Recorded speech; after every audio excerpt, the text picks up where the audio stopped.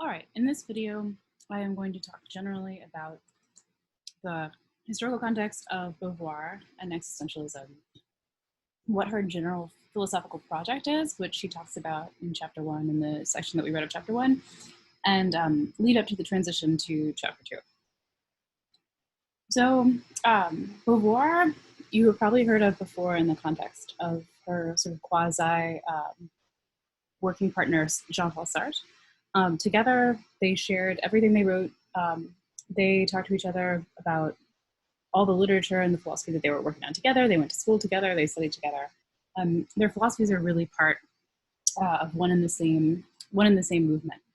So one of the problems that all philosophers, historians, social scientists, politicians, ordinary people, novelists had after the Second World War was, what do we do about the Nazis?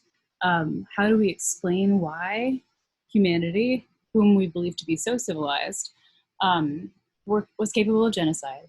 And what on earth could we do philosophically to persuade people to work to make a structure, a philosophical structure, an ethical structure, how we can make this happen never again? And how we should just on the individual level act and think about our lives and about our ethical lives to avoid the same problem.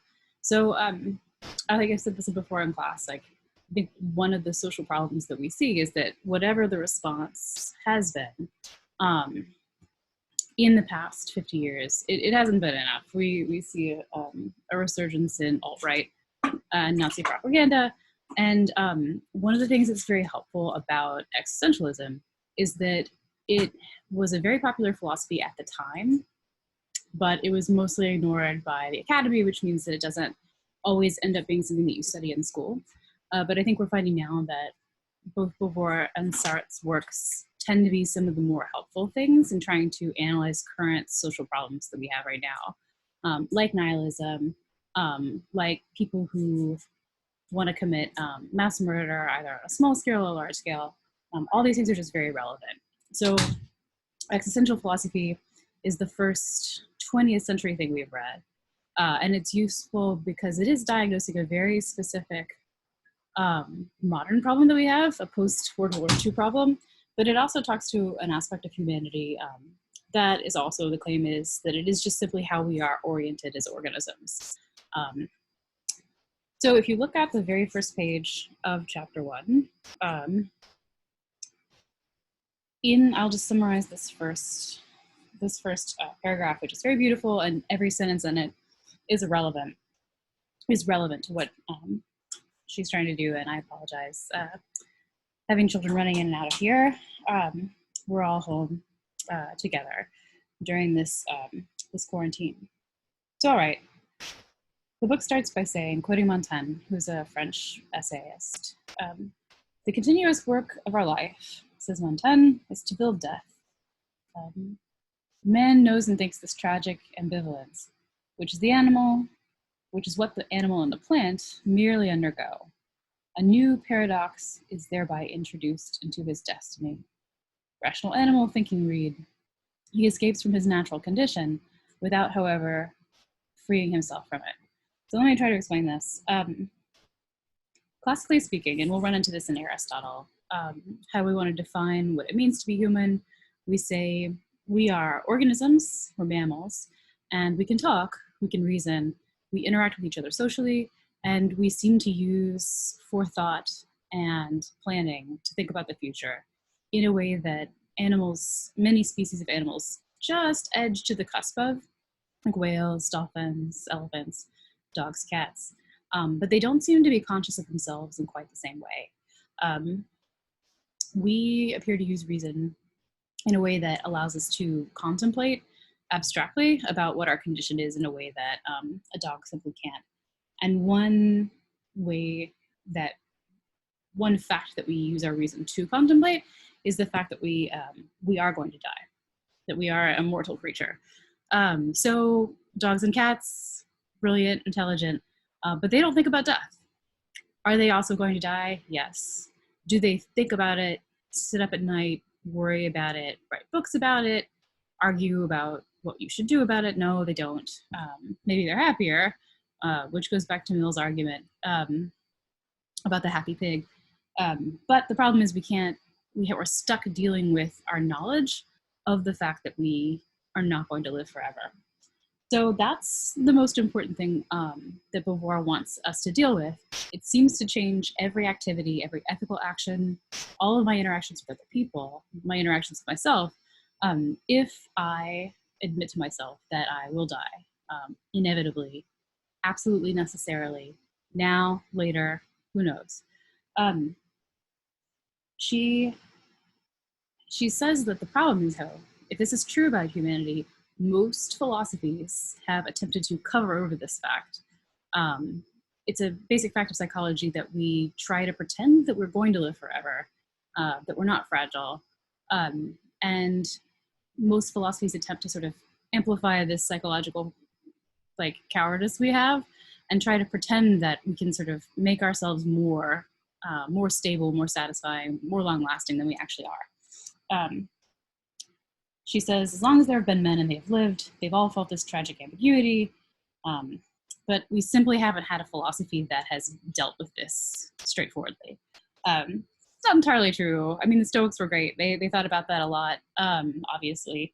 But at the time that Beauvoir was writing, she's responding very directly to a French Roman Catholic Thomism, that is to say, a theology of Thomas Aquinas, and which certainly acknowledges death in its best form, but it can easily fall into sort of placating and allowing people to be like, well, as long as there's an afterlife, I don't really have to worry about what's happening here on Earth, which a good theologian would tell you that's nonsense. Of course, you actually have to care, but that's what she's responding to. So a couple other things from that first paragraph. She says, at every moment, we grasp the non-temporal truth of our existence. So at every moment, I'm aware that I stretch beyond merely what's happening in time, but the past doesn't exist anymore, neither does the future. This obviously relates to what Nietzsche was talking about. We seem to exist in a present that it's hardly graspable. We either tend to live in our memories of the past or our hopes for the future, but neither of those really exist. We're more caught as organisms in a present moment that's always disappearing.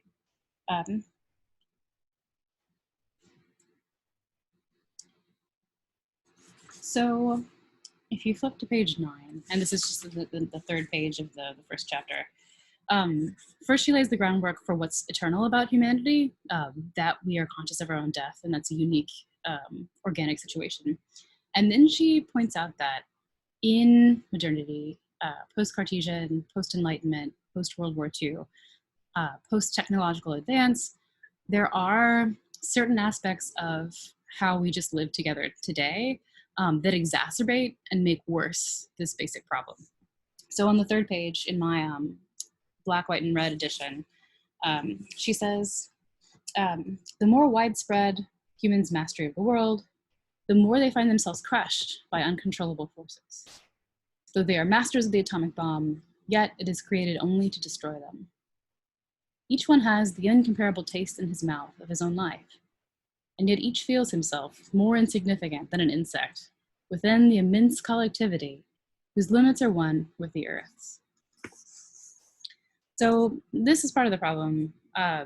Once you get technological math and science, starting in the 1600s, you get the sense that philosophy, politics, ethics, that we are now sort of authorized to master nature, control nature, subjugate the earth to our production, to our forces, and we can sort of master other human beings in order to achieve greater happiness for ourselves. And we really saw this in the John Stuart Mill reading. He claimed that basically all human problems are solvable by means of education, by means of utilitarianism, and with technology we'll solve illness, we'll solve injustice. He says all basic social problems can be taken care of with technology. My son's off camera saying this is wrong. See, I've taught him well. It is completely wrong. He's worried about climate change, as he should be.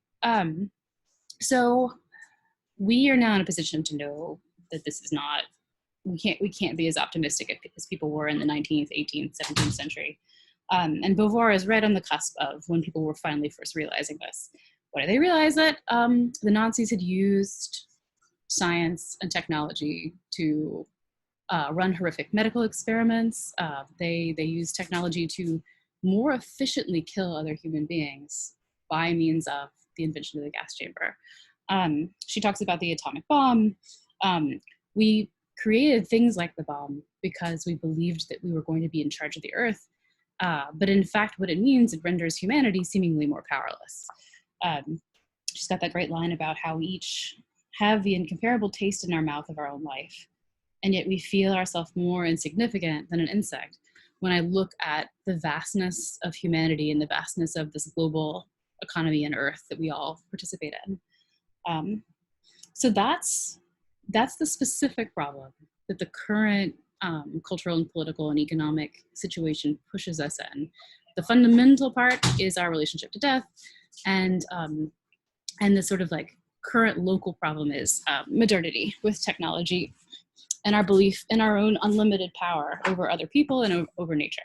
So, so what she and Sartre together are trying to do is come up with an ethics that acknowledges all these problems and tries to point out what is the best way to live and the best way to treat other people, given all these things to be true.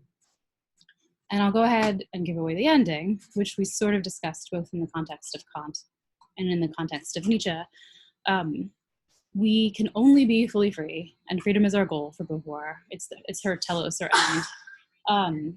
We can only be fully free if we will the freedom of others. So if I objectify other people in Kantian language, I end up accidentally objectifying myself. And the only way to fully be free as a human and to grasp my freedom is to admit that I am completely free and undetermined, but that's true of every other conscious organism, all other human beings. So that is her goal, is to sort of make more realistic and more concrete what Kant was sort of laying out as a general optimistic pattern. And I actually do think that she succeeds a little bit better. So in the first chapter, she lays out what she thinks the conditions of human life are, talks about what her own specific project is. And then in chapter 2, which I'll make a separate video for, she talks about the 6 or 7 ways that we all fail to live up to this goal of treating other human beings as though they had the same freedom that we ourselves possess. So, okay, the last aspect that's important from chapter 1.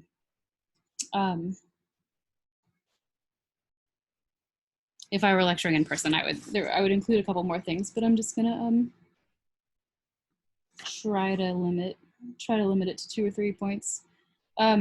If you look on page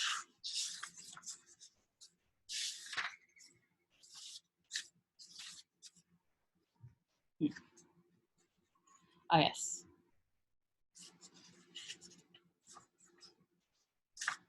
Sorry about this. Oh, I got distracted by the kids coming past. Here we go, on page 11. It's where she starts talking with the failure described in Being and Nothingness. You can search for that text. That's one of the books that Sartre wrote that she and he collaborated together on. And she uses this here on page 11, page 10 if you've got the turquoise yellow edition. She gives her new definition of man. Man, Sartre tells us, is a being who makes himself a lack of being in order that there might be being. So that's a very metaphysical way of putting it. But the idea is that we exist, we are an existing thing. And psychologically speaking, I logically know that I am going to die. And her way of expressing this is that I'm a lack of being. I lack perfect being. I'm not a god. I don't have full control over my circumstances. So I try to sort of make my lack of being into a being so that I can exist and be a being in a more meaningful way. And the fundamental problem is when I try to make myself concrete, I try to make my identity concrete, my existence concrete, I tend to assign myself more power and more unlimited ability to dominate other people than I actually really possess. You see, she's dealing with that Nietzschean question. Is ethics simply about dominating other people, or is there a way past that problem? So we are a lack of being, and we attempt to make ourselves more real than we actually are. Um, and I'm fundamentally tempted to, when I see other people, when I see other existing objects, I feel in some way sort of subsumed by them or challenged by them. This is her long metaphor about the landscape and the sky and the lake on page 12. It feels fundamentally difficult to experience any other human being or even inanimate objects because I have this desire for complete mastery. So it makes me want to be a more stable and more powerful existent being than I actually am. So the way that we can only rejoin ourselves is if we recognize the tragic ambiguity of our existence. What's the ambiguity in us is that we are a lack of being. That contradicts itself because being in some way, existence, when I think about it as a concept, it sounds stable, it sounds unquestioned, but to know that I am actively falling apart, actively becoming not being, actively moving towards the not being of death, I'm a being who moves towards not being and is not being. That ambiguity will never go away. I can never sort of make myself into a god. So one last point about, she's using, again, like Thomistic language from Aquinas about God being this unlimited, all-powerful, existent thing. Her philosophy is really shaped by not only Thomism itself, but a rejection of Catholic medieval philosophy, not actual medieval philosophy. Again, in the case of Nietzsche, she's really responding to what I would claim is bad theology. But for better or worse, she and Sartre were absolutely fed up with the French 19th century Roman Catholicism that they both grew up in. And so they try to make existentialism into what they call an attempt to claim our freedom in the absence or non-existence of God. So many existentialists, some existentialists are Christian, some are not. Sartre and Beauvoir are specifically not. People like Marcel, people like Merleau-Ponty, all these are French thinkers who are trying to do the same thing. They're worried about freedom, they're worried about nihilism, they're worried about objects and the self as we present ourselves to objects and they present ourselves to us. All about the same questions, but they are trying to do it from this particular perspective, which I think is helpful. Again, because there are ways to hide from one's freedom, theologically speaking, and there's also ways to not hide from it at all. All right, so I'm going to call this particular lecture finished for right now, and I'm going to go ahead and make the next one about the beginning of chapter 2.